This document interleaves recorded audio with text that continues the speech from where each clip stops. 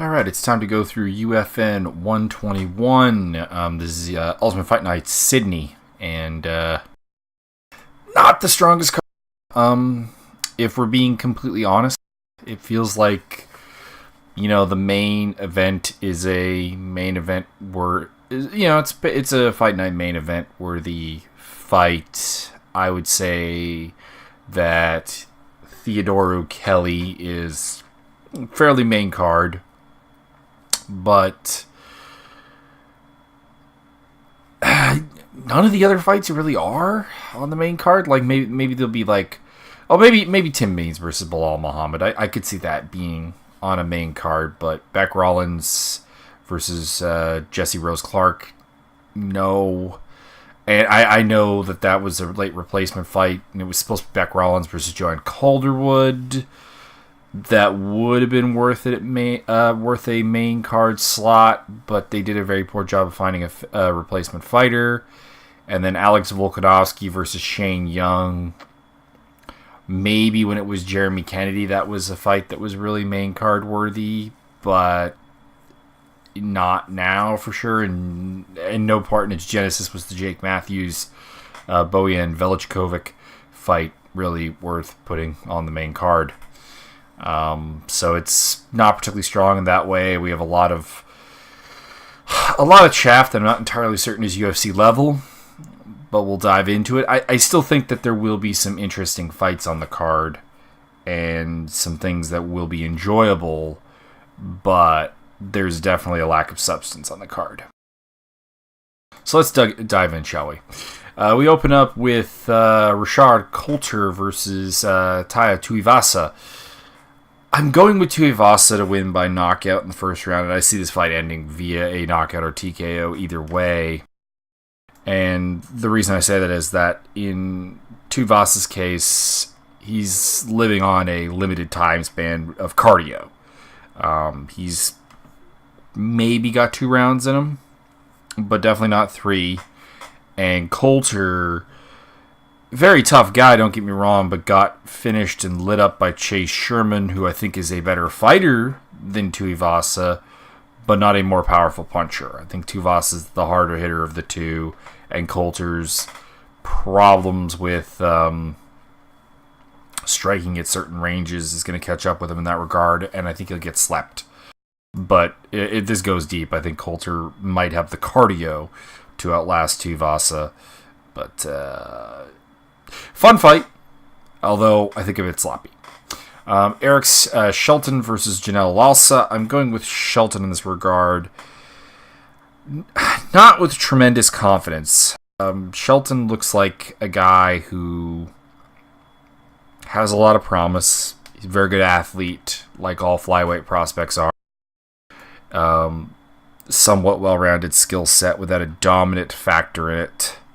Lalsa is a somewhat one-dimensional boxer and kicker. So, not necessarily a kickboxer, because his kicks are kind of disjointed from his boxing game. It's a bit weird. But, not really much on the ground, but very good athlete in his own right. Very difficult to take down as well. Very difficult to keep down. I'm going to go with Shelton. I think he can get enough takedowns, hang in on the feet enough to pick up a decision here. Alex Chambers versus Nadia Qasim. Neither of these girls should be in the UFC. And I say that as a fan of Alex Chambers. I enjoy watching her fight. I enjoy interviews with her. I enjoy all of that. But she's physically really not up to the snuff of the UFC's strawweight division, unfortunately. And Nadia Qasim, who is a 4-0 fighter, whose, I believe, opponents have a collective record of 0-10, has been fighting girls who should not fight. She looks like a better athlete than Chambers, which is not hard. And she looks in a vacuum like she has maybe some decent technique on her striking. But we have seen her fight absolutely no one.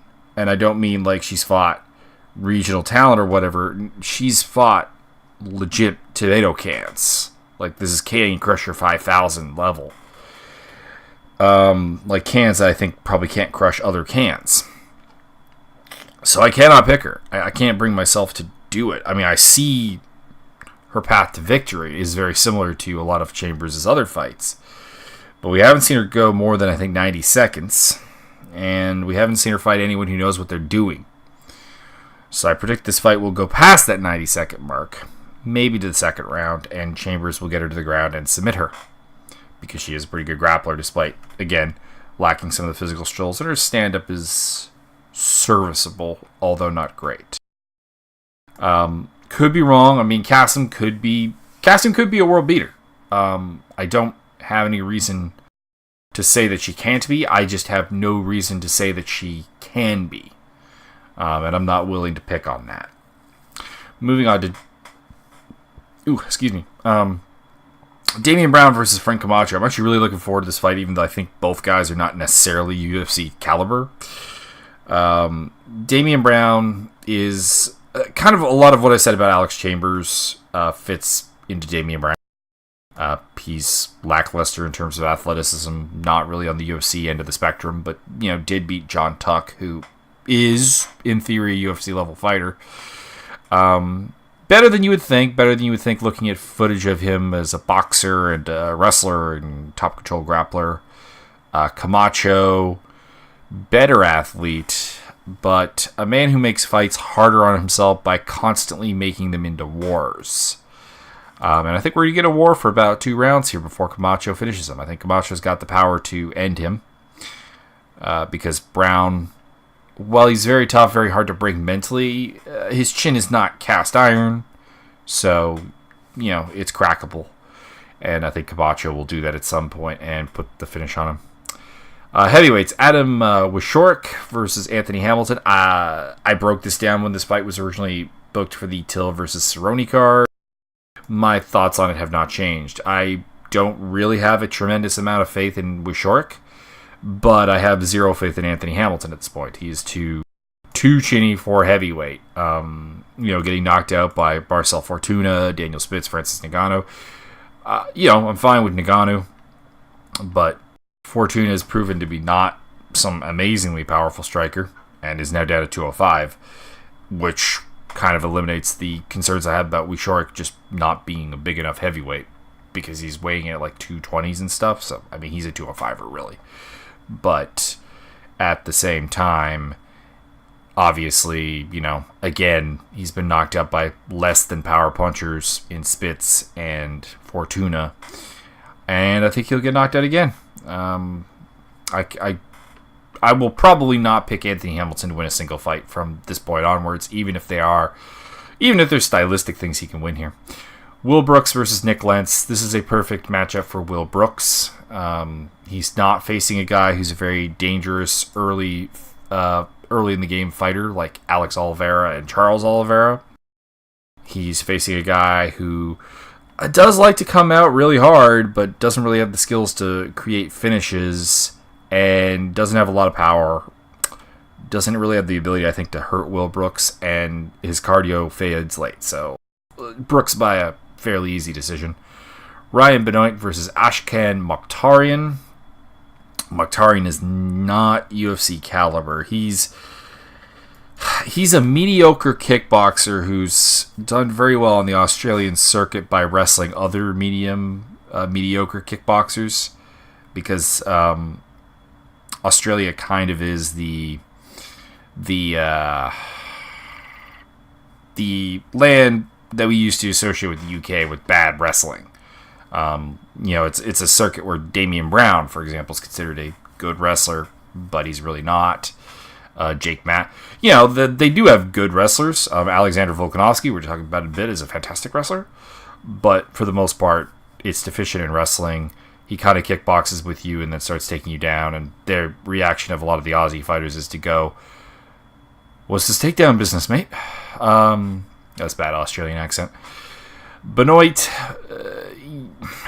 tough enough to take down that I think Mokhtarian's kind of limited wrestling game isn't going to buy him much. I think it'll go to the ground at some point, but that Benoit will be able to get back up or neutralize the grappling aspect because he's not a bad grappler. had a good fight with Brandon Moreno, who's proving to be a very good grappler. Beat Freddie Serrano, who's a much better wrestler than Mokhtar, much better athlete. Mokhtar is, I feel confident in saying that, the worst fighter in the flyweight division in the UFC. He's not very athletic, and it's not like he's got any real dominant technical skills. Benoit by decision because Mokhtar is, very mentally tough. He was given oodles of chances to give up against John Moraga, and for the most part refused. So, I'll go with Benoit by decision. Gets the distance. Alexander Volkanovski versus Shane Jung. Shane Jung is a late replacement for a late replacement, to the point where I believe this is actually a catchweight 150-pound bout, not belt. The Volkanovski should break Jung here. Jung's got a somewhat exciting striking game, but I see him getting taken down. I see him getting plowed and destroyed. Volkanovski has mean ground and pound. This is the weakest opponent he's faced in his UFC run, in my opinion. And I was really looking forward to seeing him get a step up in competition that even Jeremy Kennedy really wasn't. So hopefully we see that after this fight.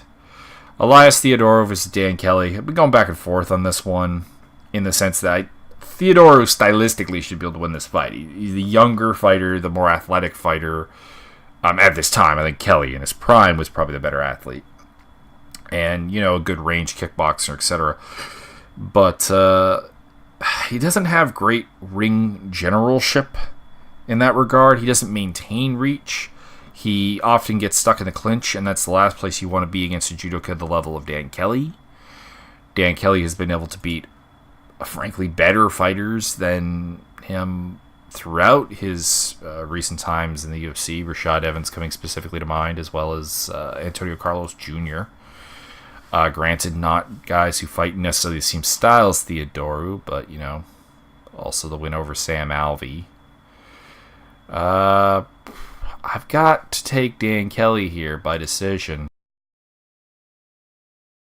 And it's not something I'm terribly comfortable with, and the odds are surprisingly heavily in Theodora's favor. I did not think that they really would be that heavy.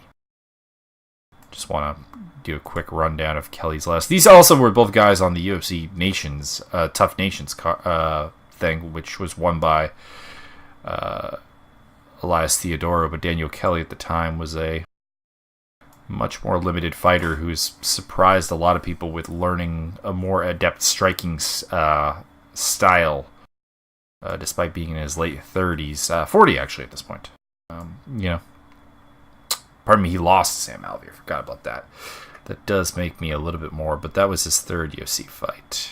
Then he rolled off the wins over Steve Montgomery, Antonio Carlos, Chris Camozzi, and Rashaad Evans, losing to Derek Brunson last time out. I'm still going to go with Dan Kelly, but I'm not. If Theodora fights to his strengths and Kelly's weaknesses, which are many because Kelly's kind of slow at this point, he definitely could win this fight, but I'm going to have to go with Dan Kelly. Jake Mathews versus Bowie and Kovac. I'm going with Jake Mathews, although it comes with a caveat that he's moving up to welterweight after having not been the biggest of lightweights. He's fighting a middleweight turned into a welterweight. Kovac's been at welterweight for a while, but was at middleweight not too long ago. In fact, I believe he debuted in the UFC as a middleweight. Mathews, strong power wrestling game, not necessarily the deepest of game, though. Not a bad boxer, actually. Good scrambler on the ground, not really a finisher on the ground, though he does have 9 finishes. I employ people to look at the quality of those finishes. Very young, very able to improve. It does bug me, though, that his game is kind of power-based. He's going up a weight class, again, when he wasn't particularly big at the weight class he's coming from. But he does know what he wants to do. He knows what his style is, and I'm not entirely certain that Kovac has the same to be said for him, because his game is kind of more hodgepodge and put together, and lackluster physical gifts really kind of sums it up. He's at a very good camp and still doesn't necessarily have the ability to perform at a high level. He's just kind of limited physically.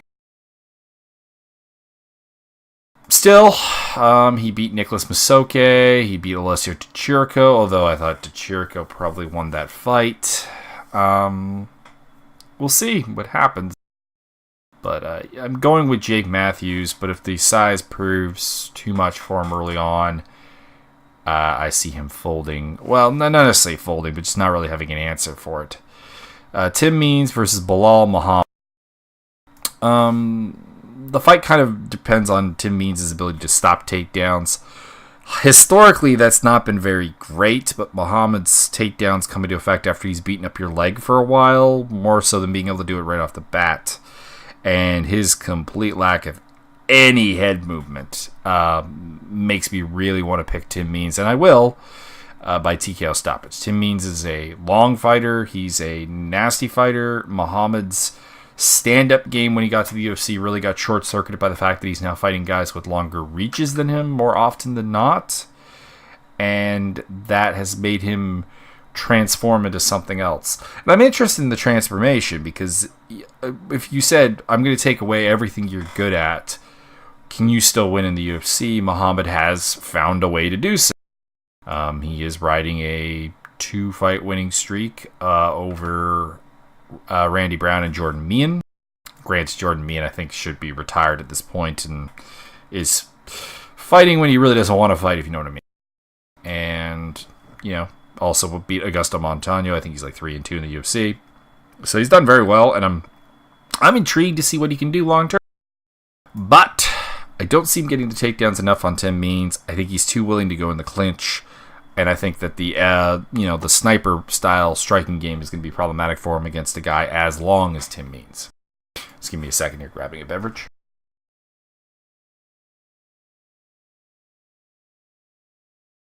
Onwards to the crappiest co-main event I've seen in a while. Beck Rollins 7-6 versus Jesse Rose Clark 7-4. 7-4. 7-4. Jesse Jess. My immediate gut reaction was to go with Beck Rollins, but Jessica Rose Clark is very tough. Doesn't get finished easily. Actually has a reasonably good Muay Thai kickboxing game. She's training at a Syndicate MMA now, which is a serious camp that may be able to mold some decent physical gifts and decent kickboxing into something more complete that maybe can compete in the UFC. We'll see. Beck Rollins is someone who I think went to the wrong camp.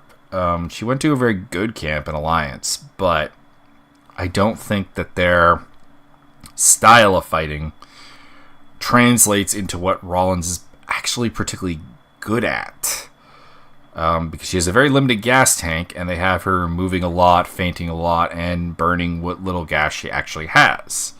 So that's a reasonably large problem, needless to say. She doesn't like to take the fight to the ground, even though she actually is reasonably successful at it. And she will probably want to stand and bang with Clark, and that's what Clark wants to do. Like, my worry about Clark in the long run is that I don't see her being able to, the takedown artists she's stopped to this date are not UFC caliber, and that leads to long-term problems. But Rollins' fight style, which is very scrappy, very burn a lot of energy in a lot of exchanges, probably works to her advantage, and I'm gonna go with Jesse Rose Clark to win a decision. But if you can find a fight in history that I feel less convinced about the fighter that I'm picking, go ahead, because there's probably some prize involved in that. Fabricio Werdum versus Marcin Tybura. Fabricio Werdum is due to fall off any fight now, and it could be this fight. But I don't think Tybura is the right style for him to fall off against. And I don't think he's really the dangerous type to take advantage of Werdum's fall. What I mean is that Tybura, well, he's kind of been more of a kickboxer in the UFC. He's really a grappler at heart. And a lot of success on the feet comes from being the theoretical better grappler and therefore making people be wary of his takedowns and leave openings. And Fabricio Werdum he's not going to do that. I mean, he's going to leave openings because he's Fabricio Werdum and his striking defense is god-awful for a top-tier heavyweight and is only made palatable by his ridiculous chin. But he should be able to get this to the ground and submit Tybura, who is a good, competent grappler, but Werdum will rip you apart, and it doesn't really matter who you are in the heavyweight division if this goes to the ground. So I have to go with Fabricio Werdum, first or second round submission. Even though I'm very worried, like he could come out and become an old man very suddenly. That's the point of his career he's at, and we'll see what happens come fight day. But I just don't think Tybura is the guy, and that's why I don't like the matchmaking necessarily, because you have to make new stars at heavyweight, and Tybura is one of your better prospects. I mean, he's in his early 30s, so he's not exactly a prospect, but heavyweight obviously has a graduated aging curve. But I would have given him someone that he actually stylistically matches up well with. Like, you know, getting a really ugly win over Andrei Arlovski didn't do him really any favors, and it's going to take Werdum falling very, very far off the wagon for a guy with Tybura's skill set to make him look bad. So that's where I'll leave that. So picks are in the description below if you want just the quick referential picks, and the usual links as well. I will probably watch this card. It's a free card, but I am not particularly amused by what's on it. We'll just leave it at that. There's a lot of guys and girls who I don't see being long for the UFC, and that includes like people on the main card, which is not particularly assuring. So we'll leave it at that.